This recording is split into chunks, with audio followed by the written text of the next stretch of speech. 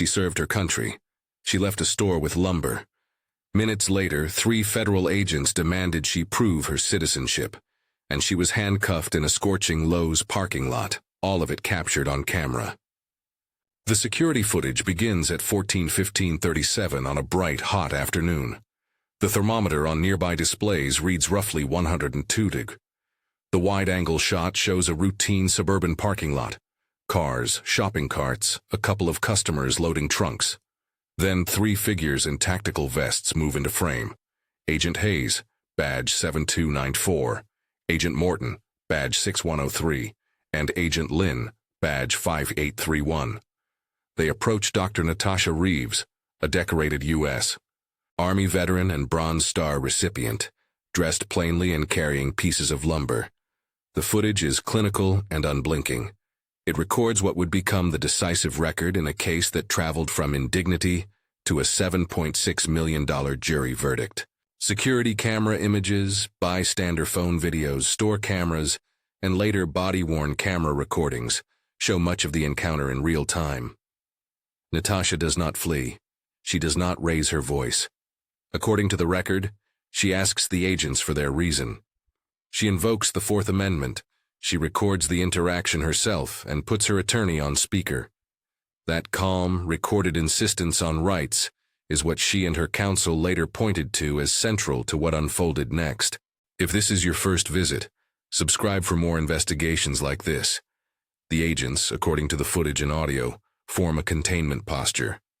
One steps in front, another moves to her side. Someone asks for identification or documentation. Another voice demands proof of citizenship. Natasha asks a question that cuts to the heart of the law. Do you have probable cause? She cites the Fourth Amendment, a short constitutional invocation captured on both video and the audio from her own phone. Witnesses gather, phones come up. The quiet of a shopping run is replaced by the harsh, small sounds of recording devices and the rustle of people leaning closer. What happens next is plain on the recordings. Agent Hayes reaches for Natasha.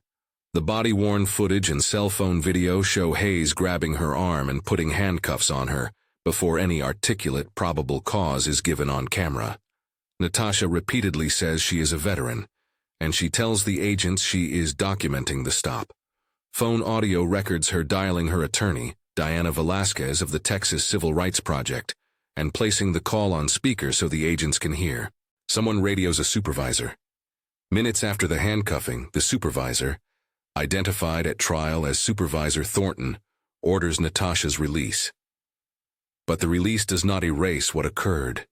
The restraint, the physical contact, the visible marks on Natasha's wrist captured in photos and footage, the indignity of being detained while buying household supplies. From the outset, the case turned on one simple question. Did the officers have the legal basis to seize and detain a woman who had not been shown to be committing any crime on the spot?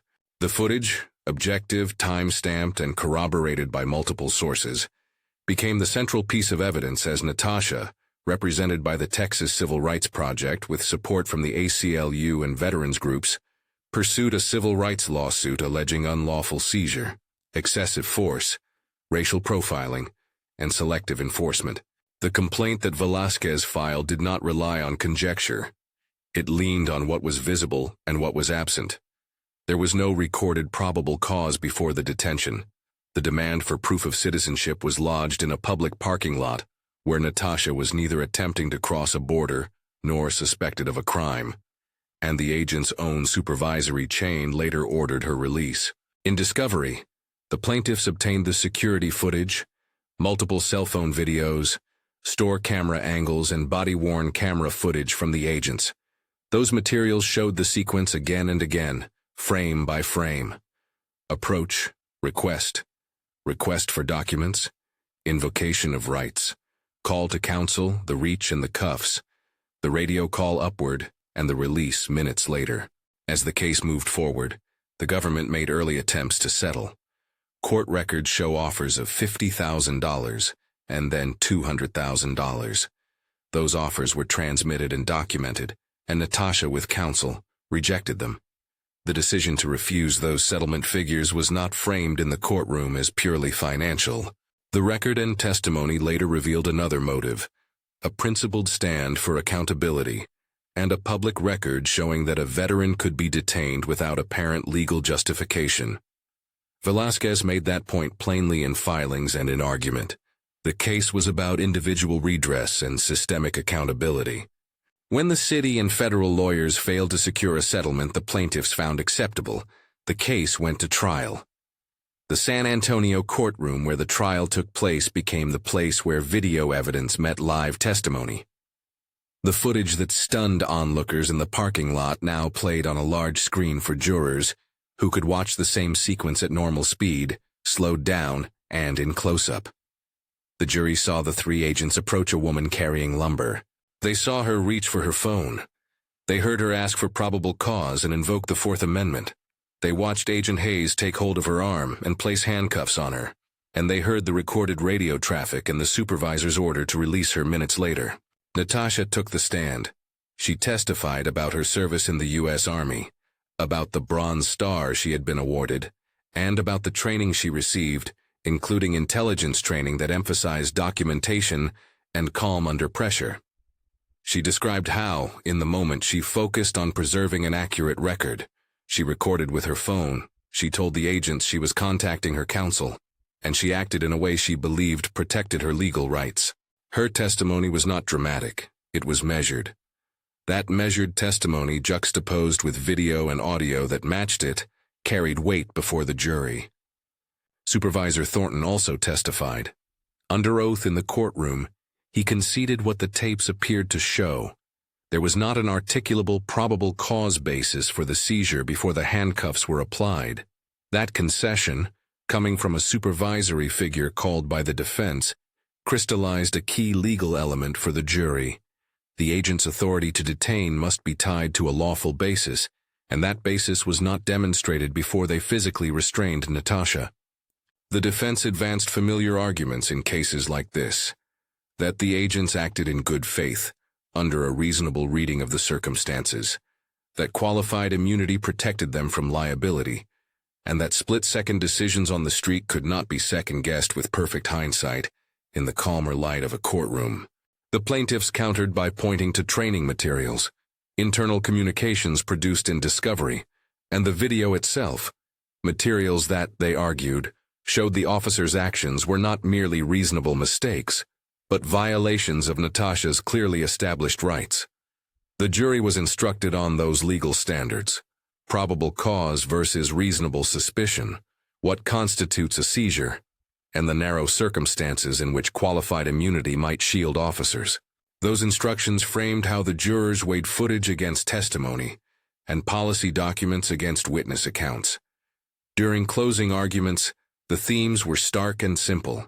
For the plaintiffs, a decorated veteran was unlawfully seized in a parking lot while she documented the encounter and asked for legal justification. The recordings corroborated her account, and the supervisor's later admission showed the absence of a proper legal basis. For the defense, the agents were on duty attempting to investigate, and any restraint was the product of reasonable field judgment. The jury, after deliberation, sided with Natasha. When the verdict was read, jury foreman Patricia Gonzalez, a retired teacher, spoke for 12 citizens who had weighed images, testimony, and law. The jury found for the plaintiff on all counts.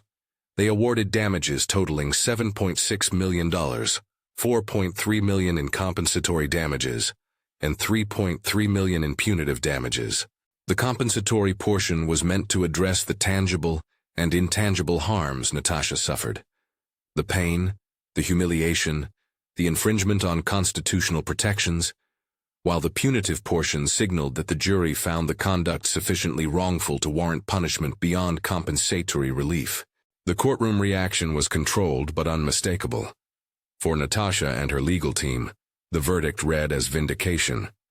The law, when tested with clear evidence and citizen scrutiny, had recognized the wrong done. The recording that had been so dispassionate in the parking lot had become the voice that persuaded a jury. The institutional aftermath followed. Personnel actions were taken.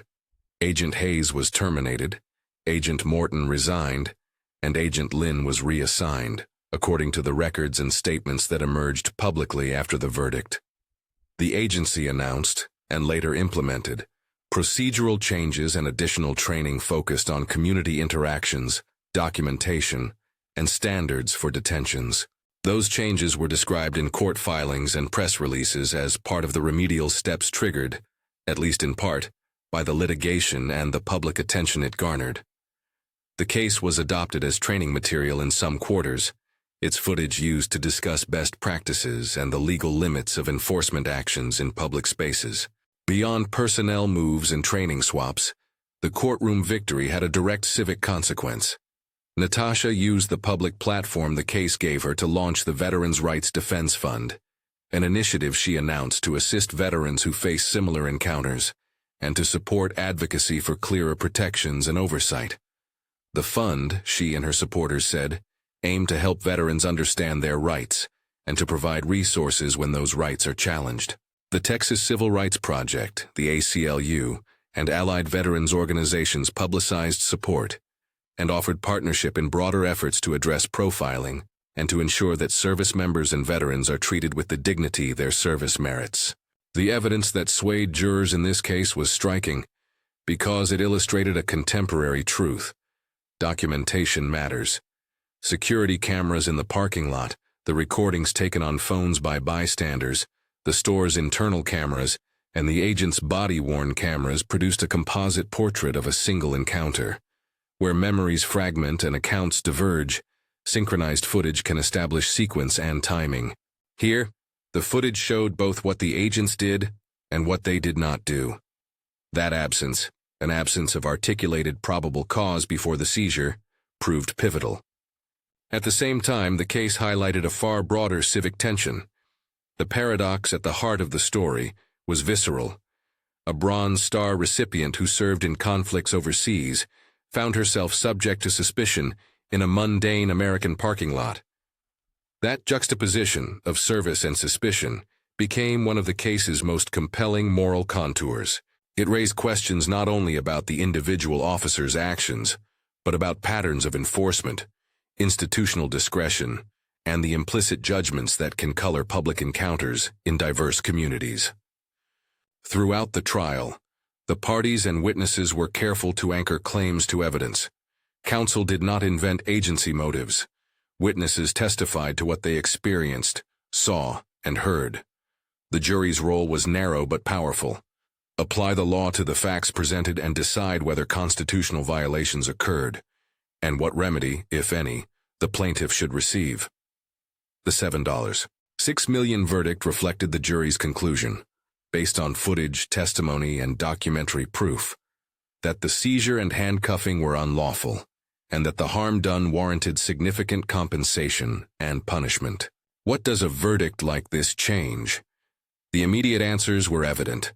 The named officers faced personnel consequences, the agency publicly revised training and policies, and Natasha received a substantial judgment that acknowledged her harms.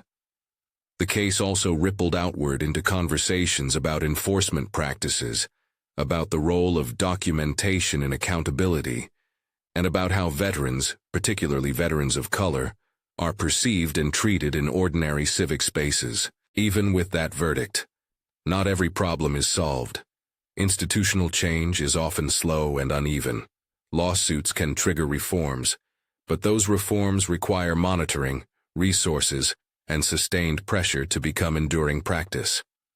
Legal liability forces institutions to reckon with actions in specific instances, yet systemic patterns can persist unless addressed proactively with policy, training, and oversight reforms that go beyond the particulars of one case. Natasha's decision to press her case to trial, rather than accept the government's earlier settlement offers of $50,000 and $200,000, was a deliberate choice to create a public record and a judicial determination on the legality of the encounter. That public determination, rendered by 12 jurors and built on recorded evidence, has a different kind of force than private settlement offers typically produce. For Natasha herself, The experience was painful and clarifying. The record shows physical marks and the emotional toll of being detained in public. The verdict provided a form of redress. Her testimony about military service and training was not just about credentials. It was about demonstrating the reasonableness of her actions in the moment. To record, to ask for legal justification, and to seek counsel when confronted. Her subsequent advocacy, the Veterans Rights Defense Fund, turned a personal injustice into a public initiative aimed at preventing similar encounters for others. Several lessons for the public emerge from the footage and the trial, without veering into legal advice.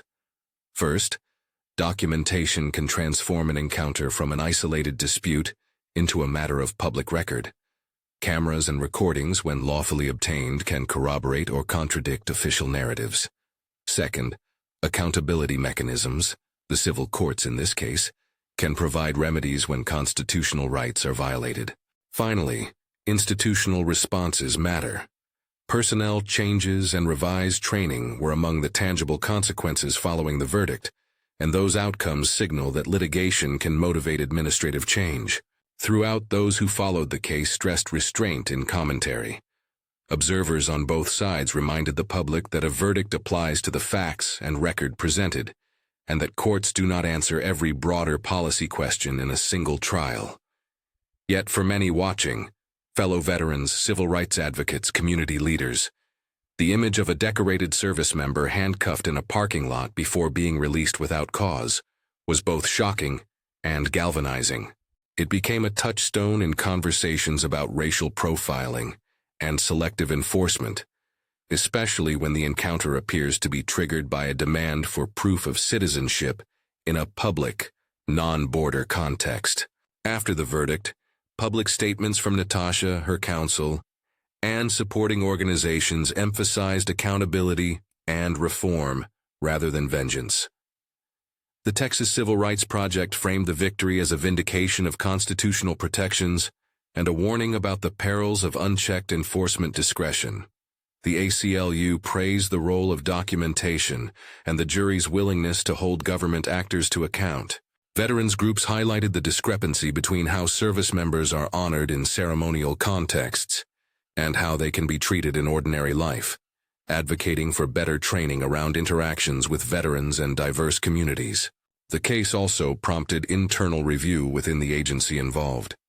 The agency's public communications, which were careful to avoid commenting on pending litigation, but later acknowledged the need for training updates, described new directives aimed at clarifying when detentions are appropriate and how officers should document and articulate their grounds for action.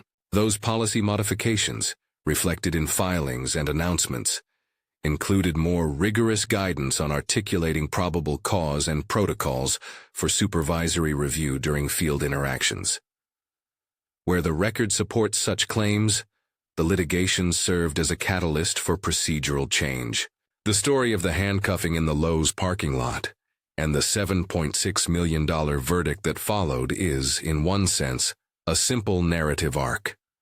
A wrong is committed, it is captured, a legal process plays out, and a jury awards damages.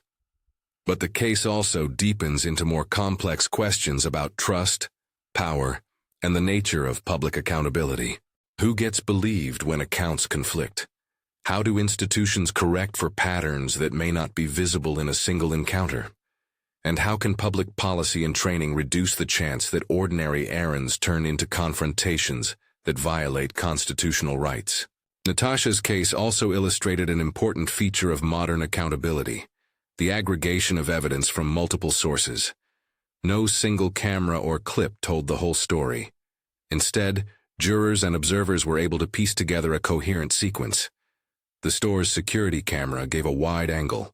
Handheld phones supplied close-up audio and perspective. The agent's body cams recorded official views. Together, those elements produced a mosaic that made the sequence of events hard to dispute. In court, synchronized playback of those sources let jurors see how milliseconds of action and a few words fit into a broader pattern. The jury's punitive award was also a statement. Punitive damages, by design, are not about compensating the victim for specific losses alone. They are intended to punish particularly egregious conduct and to deter similar conduct in the future. The $3 million punitive element of the verdict signaled the jurors' sense that the conduct before them was not merely a reasonable mistake, but reached a level of seriousness warranting substantial punishment. That choice is in the hands of juries and responds to community standards as judged by peers. In this case, 12 citizens, led publicly by Patricia Gonzalez, who weighed the evidence and rendered a judgment. As the public digested the verdict, conversations turned to how the case could inform broader reforms. Advocates suggested legislative action, enhanced oversight mechanisms, and expanded training on de-escalation and the constitutional rights of civilians. Some communities explored how law enforcement agencies could better identify veterans and handle encounters with awareness of their service-related experiences. These policy debates followed naturally from the case's factual core, but required steps beyond the courtroom: administrative action, legislative debate, and community engagement. For individuals watching the footage and the courtroom proceedings, the case offered both a caution and an encouragement. It was a caution about how quickly routine encounters can escalate into constitutional violations when officers act without a clear legal basis. It was an encouragement because the legal system, with video evidence, committed counsel, and civic participation, did produce a remedy and prompted institutional change. That duality is part of what made the story resonate. At the end of the trial, the monetary award was only part of the story. For Natasha, the judgment acknowledged a personal wrong and provided resources she intended to channel into support for others through the Veterans Rights Defense Fund. For the public, the case became a concrete example of how clear documentation and legal advocacy can hold powerful institutions accountable. For policymakers and agency leaders, the trial underscored the importance of clear standards, training, and supervision to prevent similar violations. In the months after the verdict, the case was used in trainings and discussions across law enforcement and civil rights communities. Footage and legal analysis were examined to spotlight what had gone wrong tactically and legally. That scrutiny matters. When organizations review specific encounters transparently and adopt concrete steps to address gaps, the chance of recurring violations can be reduced.